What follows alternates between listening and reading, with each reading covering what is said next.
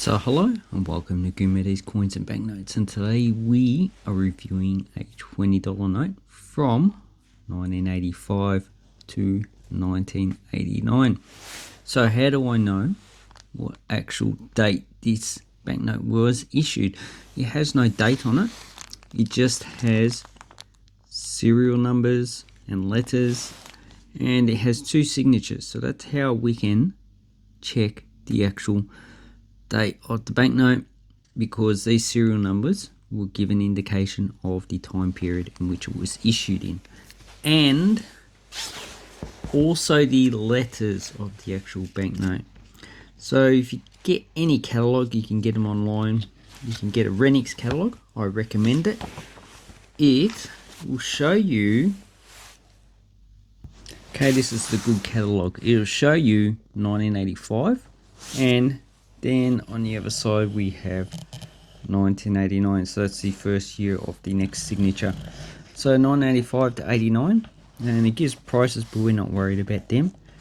They are a bit, not reflective of the market, because this book is a little bit older, and these catalog values are probably a lot lower on eBay. But we have the Gothic and the OCRB. This is the OCRB, but for this one we have the first prefix, which is VQL. So we know that V is somewhere closer to 1985, and then we have the last prefix, EYB. So that would be closer to 1989. So this one, ET, we're probably looking about 1987, 88. So for this banknote. So that's basically how we can tell roughly this banknote was issued. So this is Charles Kingsford Smith, who was an aviator who tried to circumnavigate around the world, and his plane went down around Burma. So we're not too sure where he is actually lying or where the plane is. I think some wreckage has been found, but that's about it. It's like the Malaysian airline that disappeared. No one knows where it's gone. It went somewhere from Australia. Anyway, so then we got all these patterns around here.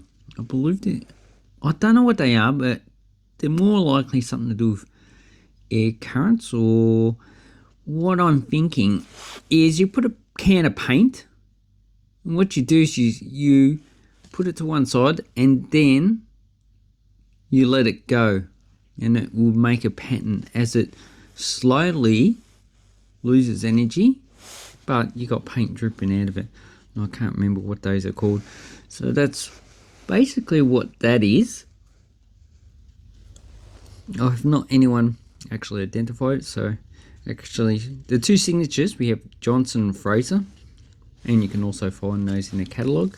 And on the other side we have Hargraves. So he was another aviator, and here we have models of earlier flying objects, obviously not manned, because I don't see any evidence of a cockpit in this. So these are just pretty much just designs, and the watermark is Captain Cook. So that's the $20 in 1985. And then 1994 they actually changed it to the first issuance of polymer banknotes, and those ones were replaced in 2019 with the next generation. But this is still legal tender for $20. You can spend it for $20, but yeah, people are probably not going to recognize it. The last time I got a $20 banknote, this paper one, was in, I think, 2007. Yeah, and I kept it for a while and then I sold it.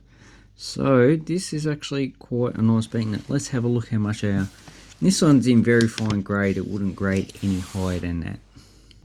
Okay, so if we look on Numistar, we can see we have a specification. It's 160 millimeters by 80 millimeters in diameter, and it's still legal tender.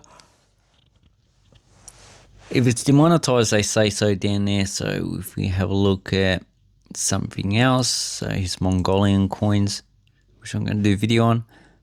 No, still legal tender. Maybe try a banknote, which Okay, so what we see here, it says demonetized 1966. Not too sure if that's true. But anyway, there is, so we've got geometric patterns in the center. And these are all the signatures you can get from them. So Numister does have a list printed by Note Printing Australia. And we have, this one's got 1984 to 89. And then we've got Gothic's got first and last prefix, OCRB. So this is the more common, because they did change from Gothic to OCRB roughly about this time. And as you can see, the 1979, they do have OCRB. So what can you buy them for? Okay, you got some, this is loose change coins, Gothic cereal, and that's what they're selling it for, nearly 300 EF, pretty good condition. Another one from Sterling's Currency for 65. So this is the uncirculated, but it's the OCRB series. Max Stern, $200 for a Gothic. So you can see, you should be able to tell the differences in the actual signatures. And then we got eBay. So here's a Johnson Fraser. Looks EF.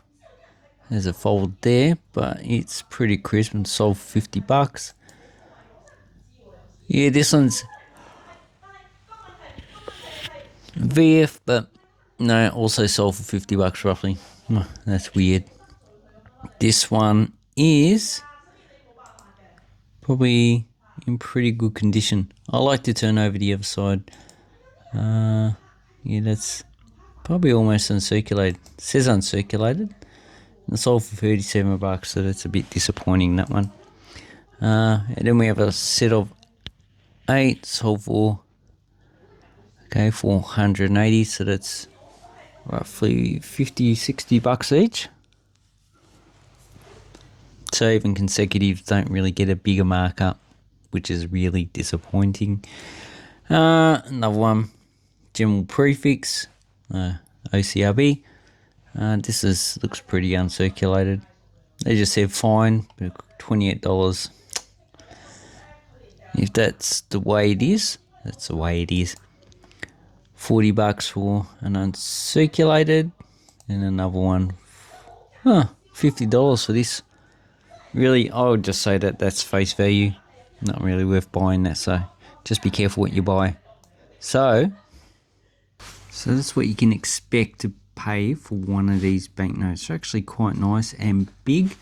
Do I have a polymer banknote? Yes, I have a $10.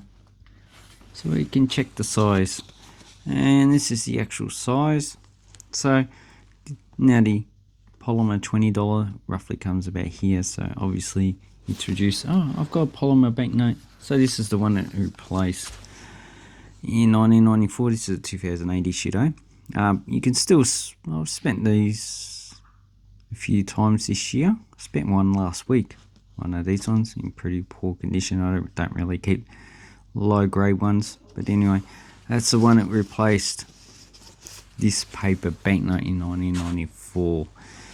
So leave a comment down below. Give a thumbs up if you like this banknote. And also let me know what paper banknotes you have.